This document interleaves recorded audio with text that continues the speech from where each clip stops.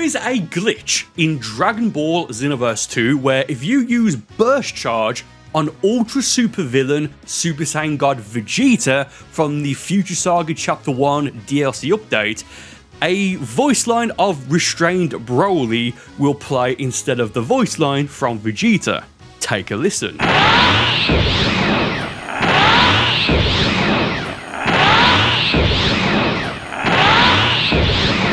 In Majin Buu's house in the Majin Buu Time Rift in Conton City, there are several Majins that you can feed to give you certain items such as Super Souls, material items, healing items like capsules, and clothing. One of these Majins is named Ichigo. Now, this could be rather a reference to the Bleach series, the anime and the manga, but let me know in the comments because I have absolutely no idea. Perhaps is Ichigo a common Japanese name? I genuinely don't know. I've not watched the Bleach series, the anime or the manga. I don't really watch anime, to be honest. So if this is a common name in Japan, please let me know if it is or if it isn't. If you actually know, in the comments. If you pick preset 2 of Majuub, which is the preset, the gift preset that resembles Uub, but it's still Majuub as a character, there's a special use for Super God Fist. If you use Super Dragon Fist, then immediately use Super God Fist, it will teleport, quite similar to how, I guess to some extent, Savage Strike would work. This only applies to this specific preset of this specific character.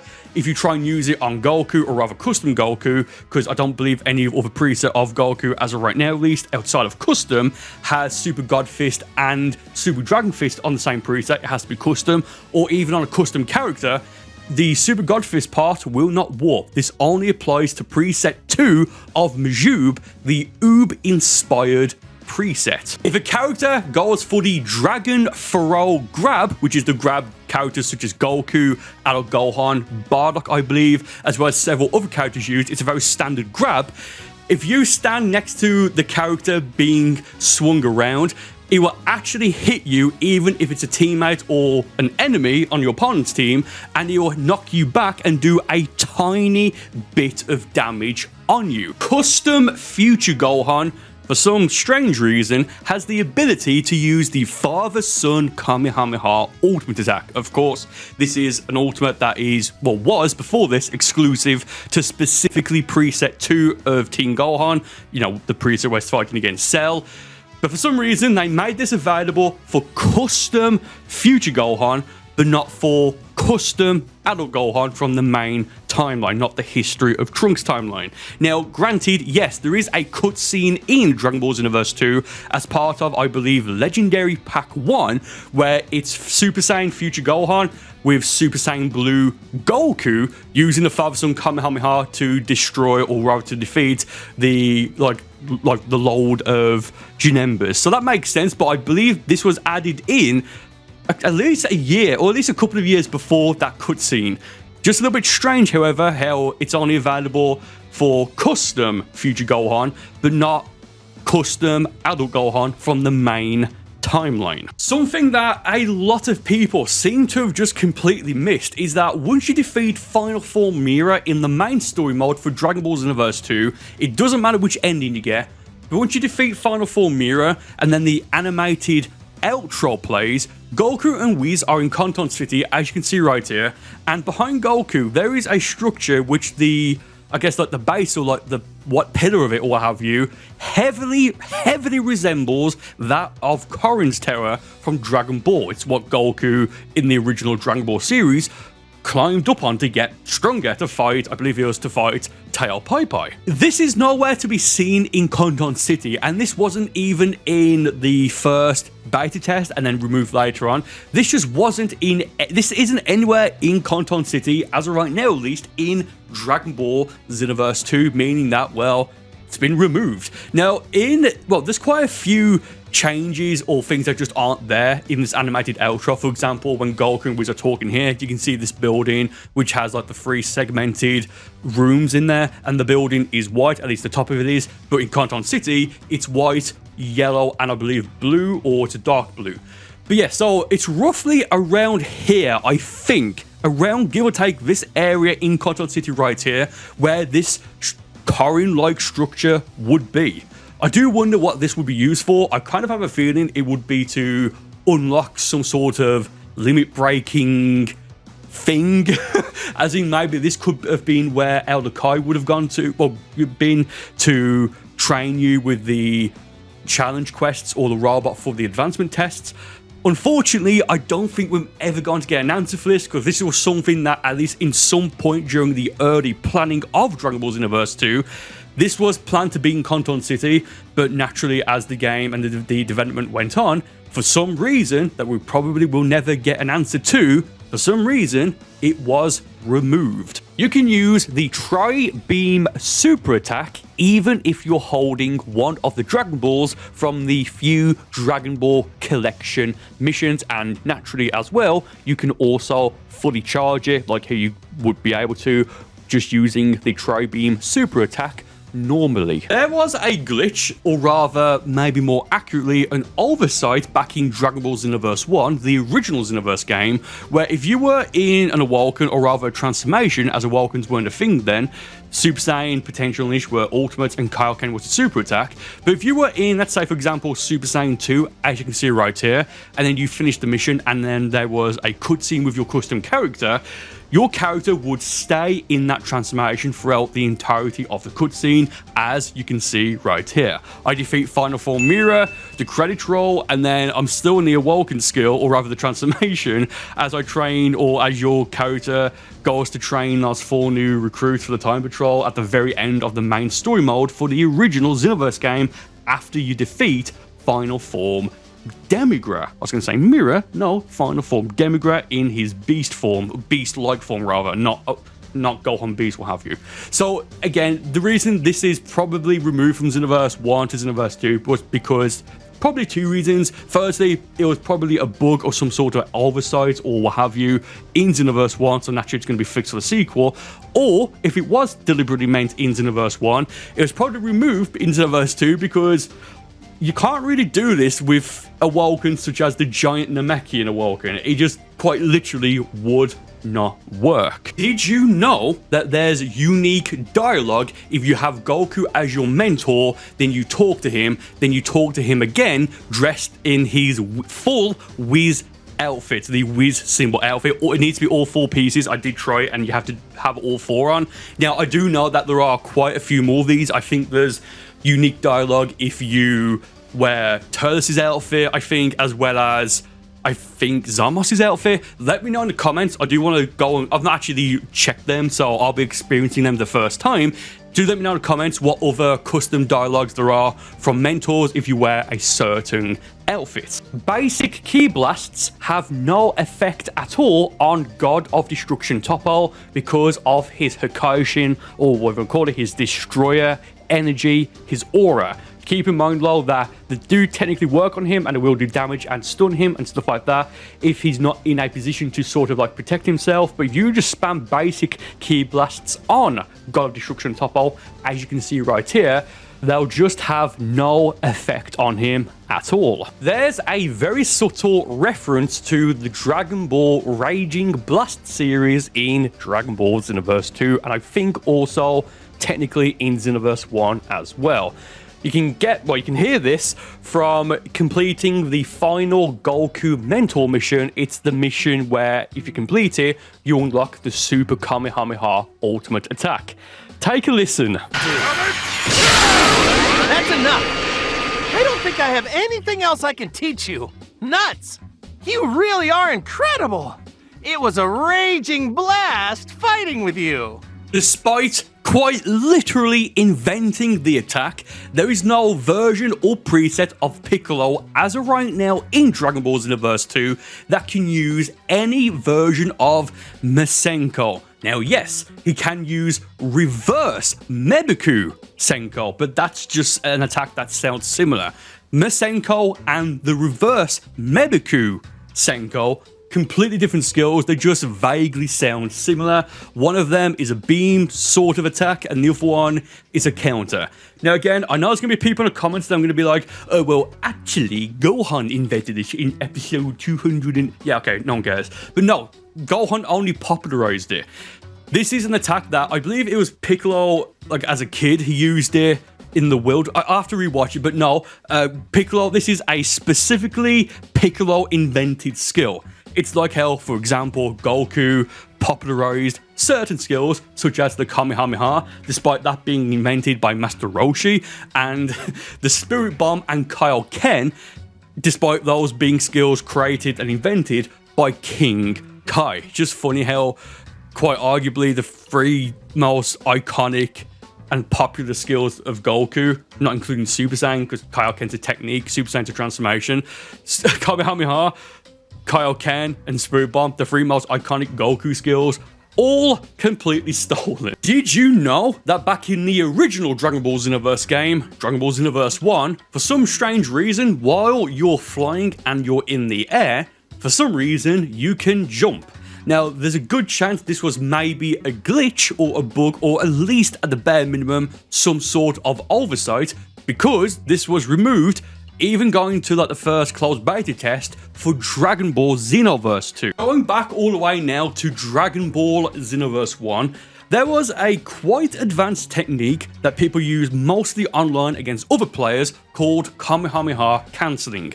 The essence of this, and the footage you can see right here, I wouldn't say I'm embarrassed by it, but given how, not laggy, but given Xenoverse 1 is in 30 frames instead of 60, it is quite jarring, trying to do this with pretty much no prior practice for years.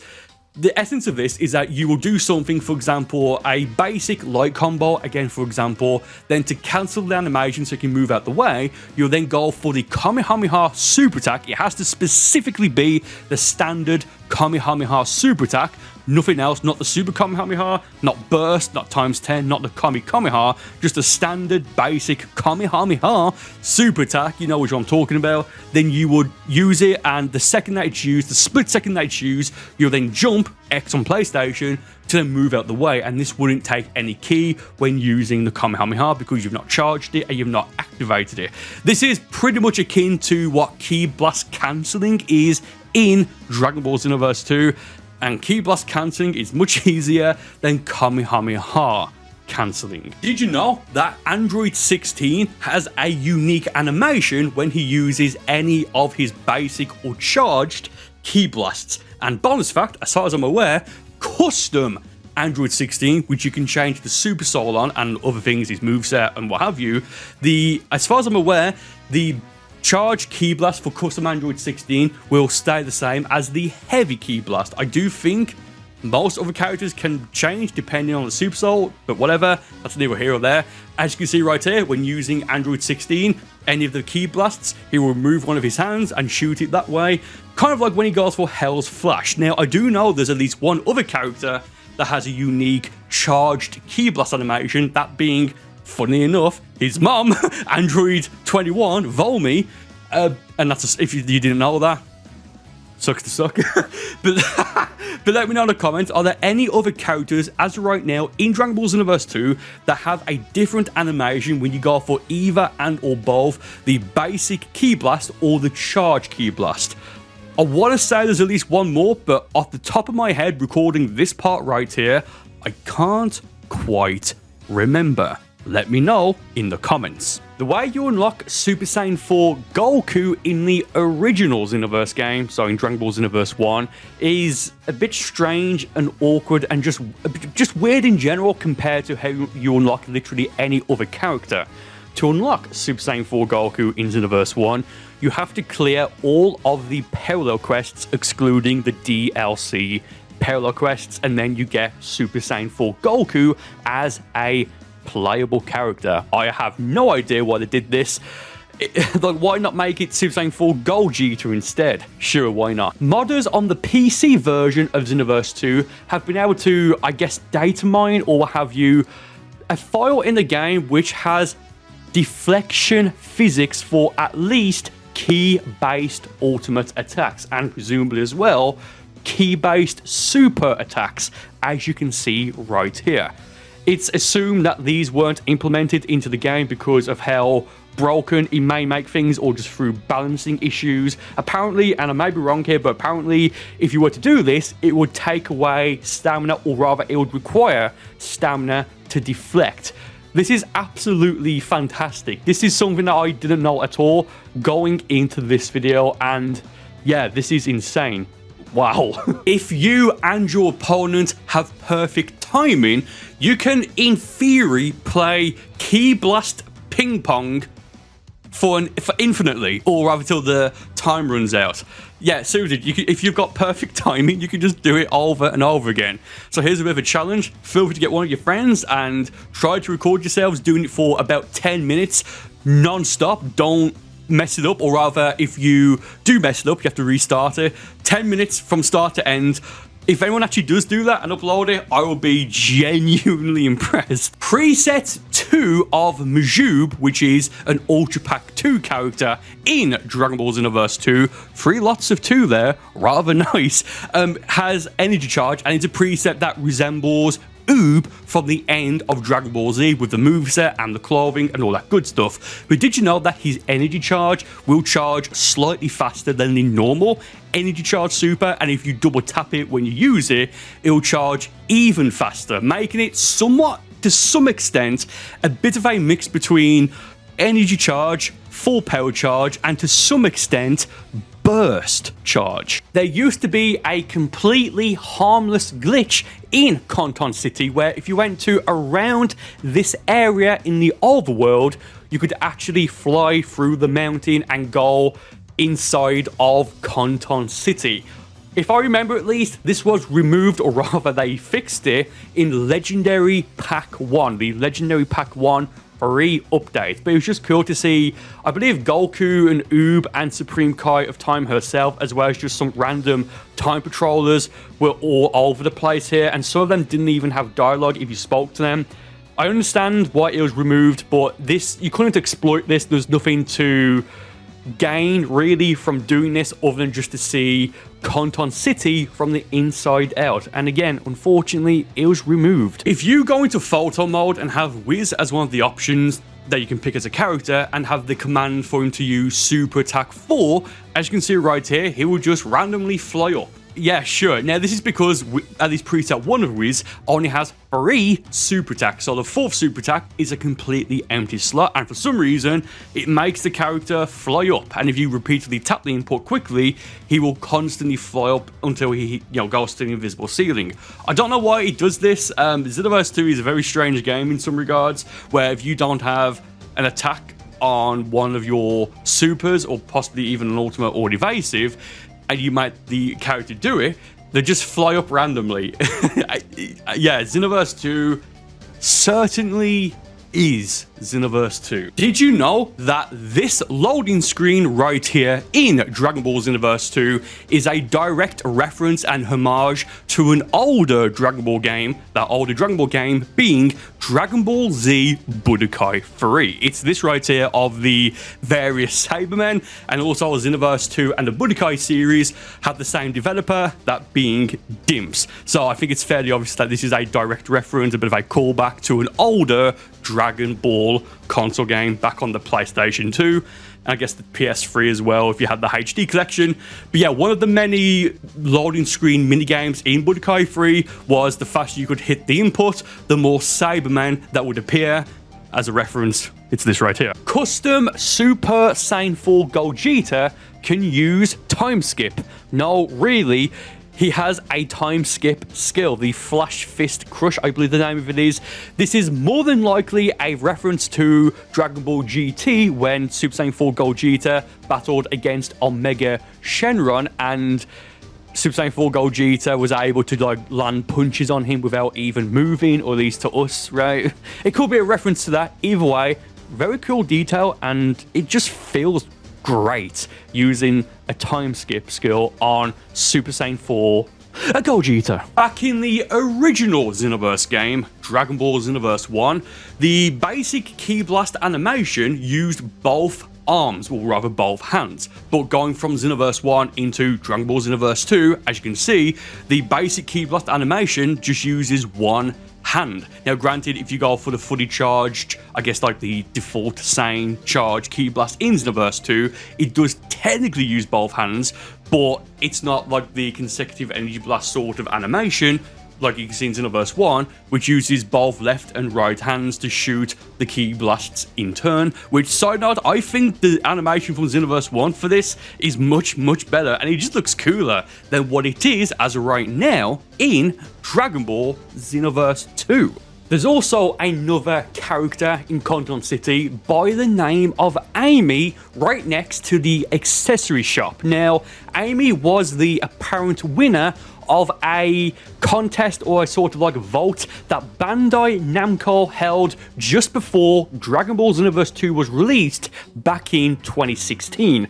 This was a bit of a website thing where you could go and create your own time patroller, and the time patroller with the most votes would later be added into Xenoverse 2, and if memory serves correctly, this was added in, I believe, the 4th update, the DB Super Pack 4. If you talk to Amy, you can get her battle suit for your character straight away, right off the bat. But what's interesting about this is that Amy wasn't the actual true winner. There was at least 2 characters that had more votes than Amy. Those characters were a Majin that resembled and was named Mickey Mouse, and another Majin that was named and resembled Pikachu. It's naturally obvious as to why these weren't added into the game.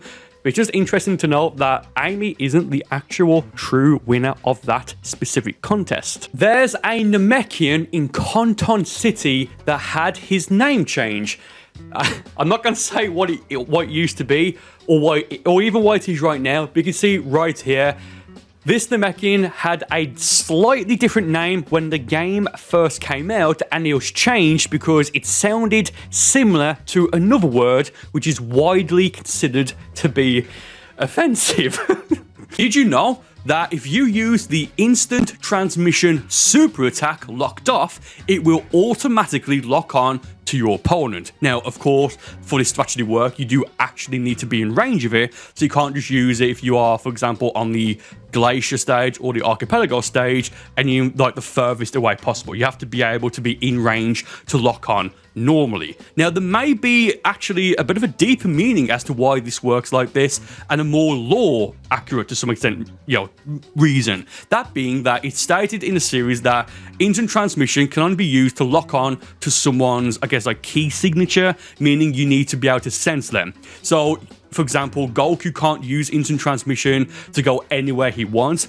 He can if he can actually sense the person's ki. For example, when Goku's on Earth, he can use it to go to King Kai's planet because he's been there before. He knows King Kai's ki, his ki signature, his energy, whatever you want to call it. Now, do keep in mind, this is just for instant transmission. It's not for the Kai instantaneous movement skill. I believe that's called Kai, which is also in Dragon Ball Xenoverse 2. But yeah, it's just, again, something that you may not think of, that why would you use instant transmission locked off in Xenoverse 2 anyway, or what have you? Like, there's no reason to do it. So when I found this out a few days ago, I thought, you know what, that's actually quite nice, and there's most likely a slightly deeper meaning to it. If you are doing a payload quest and you have the computer as your teammates, if you fly just above the ground, getting it just right is a little bit tricky, but if you can just fly just above a solid ground, the computer, if it's on the ground, when you do this, will jump infinitely, as you can see Vegeta doing here. Oh yes, Yosha in the comments. Now, this is probably because you are at the, I guess, like the threshold to some extent of being on the ground and being in the air, so the computer is trying to jump to fly, or rather than trying to fly, but because you are at that very special, I guess, to some extent, a bit of a Goldilocks zone, the computer doesn't know what to do, so it just jumps infinitely until the timer runs out, or, of course, until you move and you pull them out of the suffering.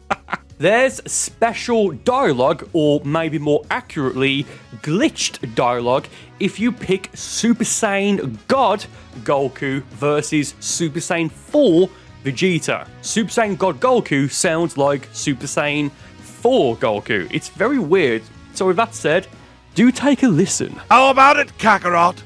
Now can you fight without holding anything back? You're amazing, Vegeta.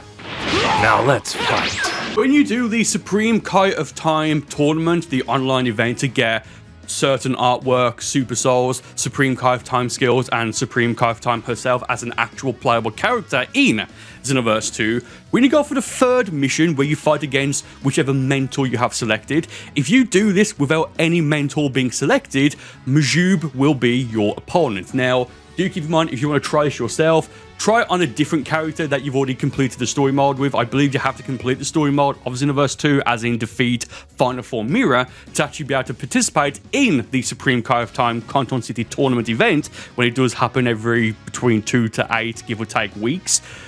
But keep in mind, if you already have a mentor selected, you can only switch mentors, you can't remove them. I don't know if there is a way to do that, to get rid of one without having another one selected. So do keep in mind, it's worth doing it because it's quite interesting. Again, if you have no mentor selected on the third Supreme Kai of Time tournament mission out of the 5 of them, Majuub will be your opponent instead of it being whichever mentor you would have selected at that time. 24 hours before Dragon Ball Xenoverse 2 was revealed, on the 16th of May 2016, there was a teaser revealed, the Fly Through Time project or teaser or whatever you want to call it. This had a 24-hour countdown timer, and once the countdown timer hit 0, they then officially revealed Xenoverse 2 with the Dragon Ball Xenoverse 2 reveal trailer. There is a glitch on Parallel Quest 41 where if you clear it fast enough, the androids, those being Android 17 and Android 18, won't actually appear and join your team to help you, but the dialogue will still continue. Once you defeat Vegeta and Piccolo, future Gohan will appear, and if you then can defeat him quick enough, the androids won't actually have enough time to load in, or rather to join, and instead you'll go to the ultimate finish against future Trunks, and the android dialogue from Android 17 and 18 will continue regardless, even though it's glitched out because you've done it too quick, and they don't actually join your team as part of the "you've got new support incoming" pop-up that pops up. During the Fly Through Time countdown, Bandai Namco had revealed that there's a hint on this project page. Now, although I don't believe they ever came out and said what this hint was, I was actually, I think, the first person to find out that the hint was if you were to connect the 7 Dragon Balls and kind of play like a connect the dots with it, it would spell out XV, which was an obvious hint towards Xenoverse, and ultimately, because of that, well, at the time, it would have been Xenoverse 2, which, once again, would have been revealed once the timer hit 0. When you get max key, your aura will flare up, which looks particularly cool if you are in, for example, the Super Saiyan Blue Awoken skill and you keep getting max key over and over and over again. If you see someone in Conton City or in a lobby, whether it be a parallel quest, a ranked lobby, play match, endless raid, what have you, it doesn't matter. If their name is red rather than white, then this means that that player specifically is a mass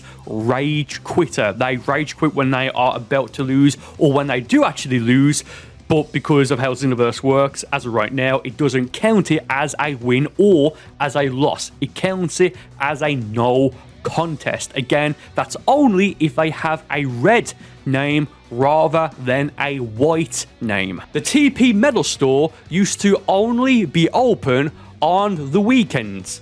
Yes, really. I believe it used to be open from every Friday to Monday, and then it was shut for the rest of the week. I promise I am being serious here. This isn't a meme or a joke. It's something that I actually forgot about. Now, I believe it was it was one of the very early DLCs, DLC 1 or 2, I believe. They then changed it so it's now open 24/7 with certain items constantly rotating throughout the TP Medal Store. You could also use to change your console's time to the weekends to trick it to opening, so it never really was truly shut. But yeah, I honestly can't believe... Why would they think that was a good idea in the first place? Base form Teen Gohan is actually in both Xenoverse 1 and Dragon Ball Xenoverse 2 in the story mode as part of a cutscene when you defeat Cell at the end of the Cell Saga. Although, as of right now, even though the model is there, he is not a playable character. There's actually a voice from TeamFourStar that you can actually have as the voice for your playable character, your CAC. Take a listen. Stop! Believe it! Ha! Stop! Huh? Daddy! Yep. The music that plays in Conton City will have this instrument playing depending on how far away you go from the city. Once again, take a listen.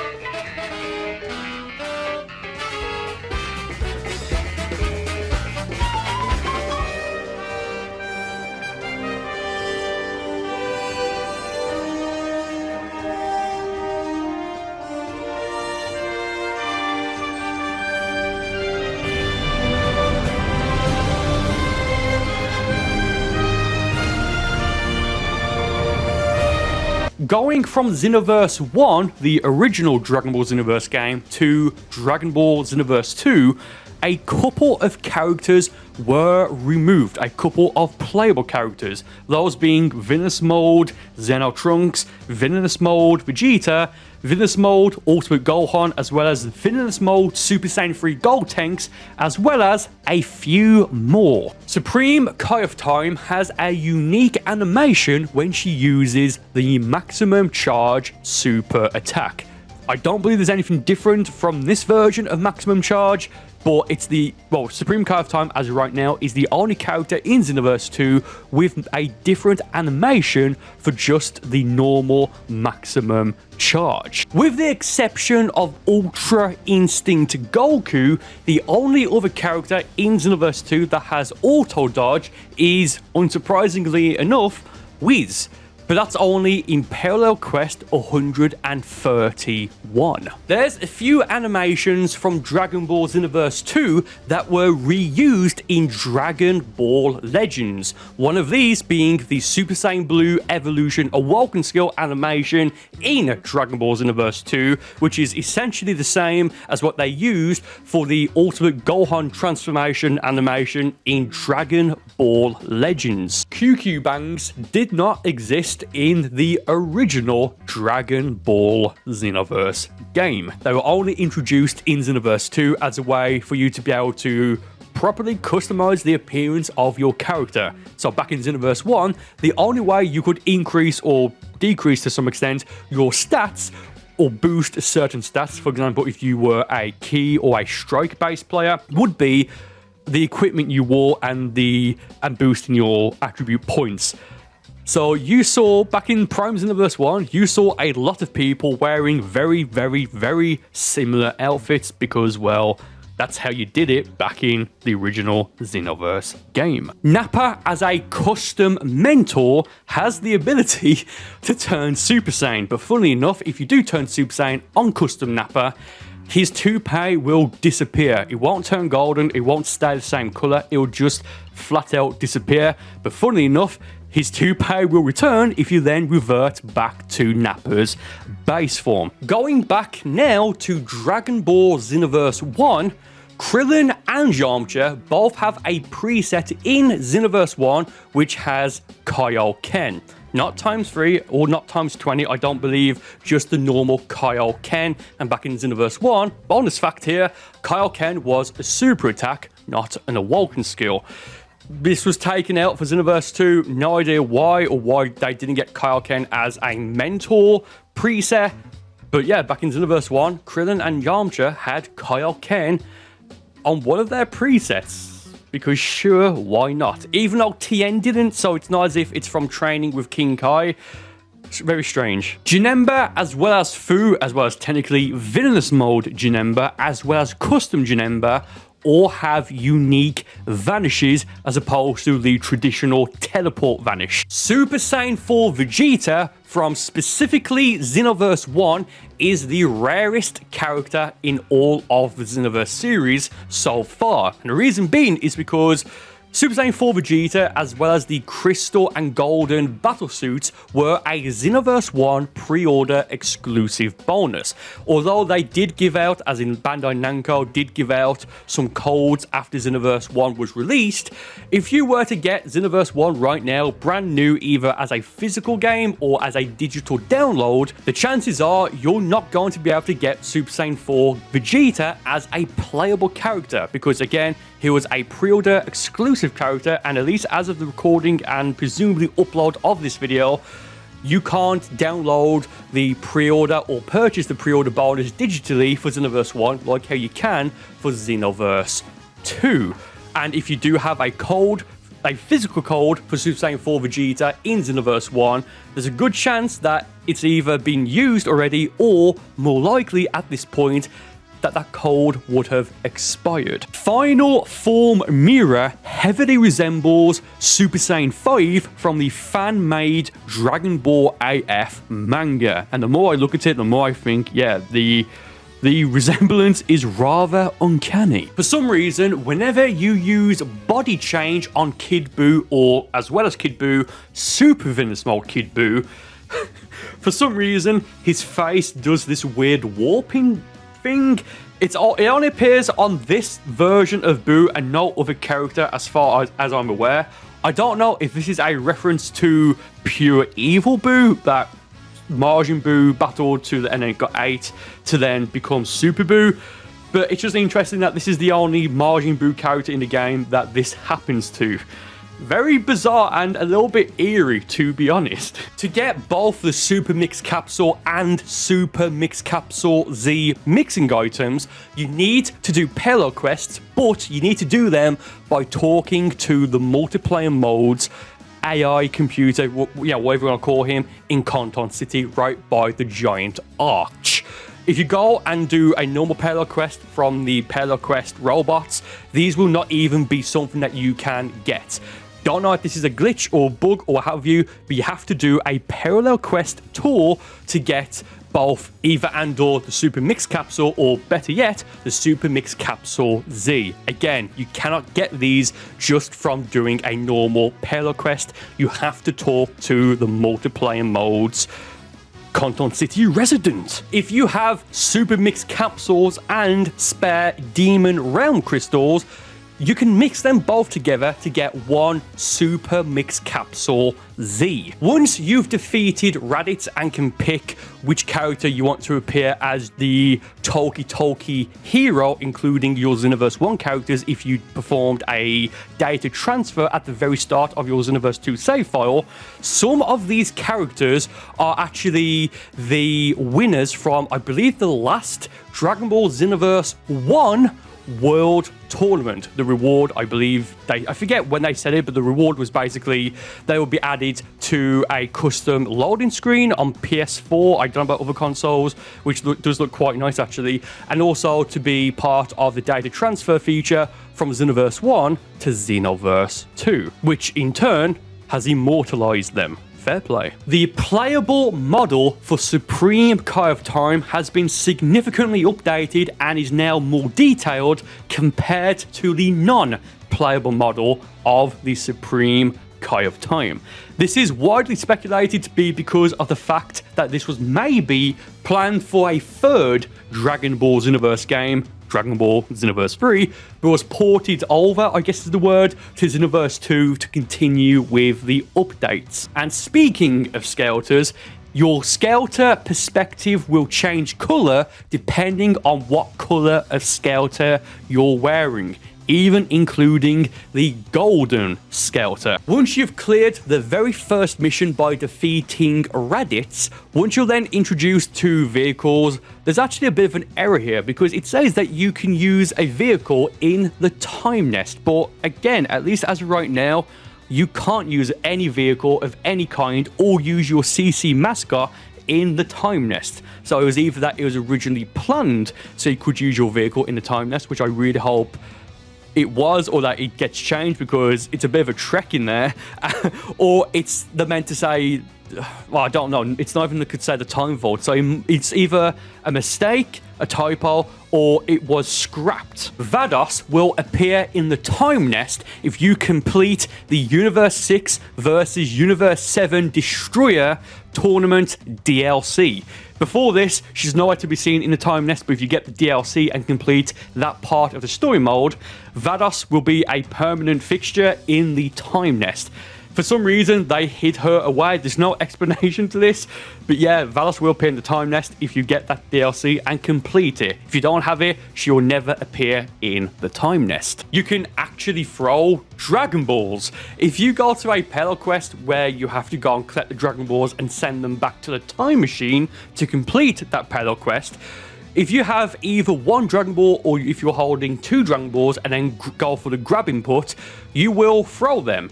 There's a different animation depending on if you have one Dragon Ball or two Dragon Balls, and you can technically throw them at your opponents. Back in Xenoverse 1, you could actually destroy parts of the mountain stage, but for whatever reason, in Xenoverse 2, they made it so you couldn't do it, even if you go to the exact same position on the exact same parallel quest.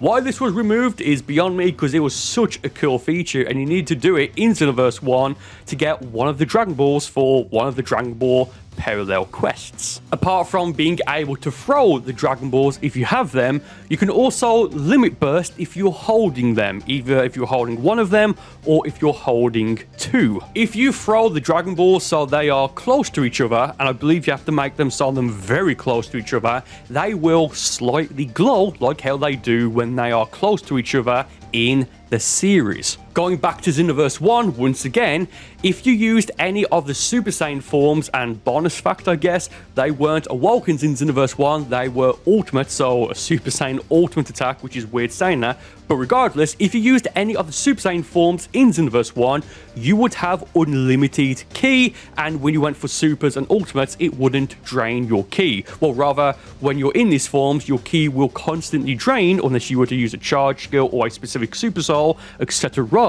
but you wouldn't lose ki specifically for going for a Super or an Ultimate attack. If you use the ×20 Kaioken Kamehameha Ultimate attack on Goku and you're playing in the English dub in Xenoverse 2, at the end of the attack, the voice will go into Japanese. Do take a listen because it is pretty funny.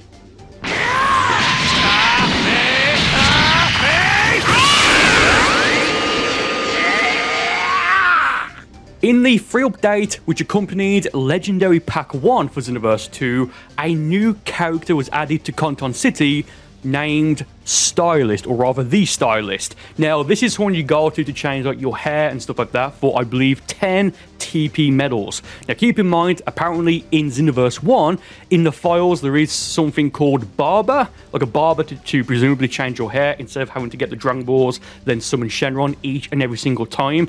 But this naturally in Xenoverse 1 was never added. But something very similar, again known as the Stylist, was added to a fairly late update to Dragon Ball Xenoverse 2. Custom Goku can use Divine Lasso, one of the signature skills for Super Saiyan Rose Goku Black. Artwork number 1 is a reference to the iconic Goku versus Frieza pose in Dragon Ball Z, only in Xenoverse 2, played out by Supreme Kai of Time and Zeno Trunks. You can get a guaranteed Dragon Ball to drop if you make a new character and talk to this character in Conton City right here.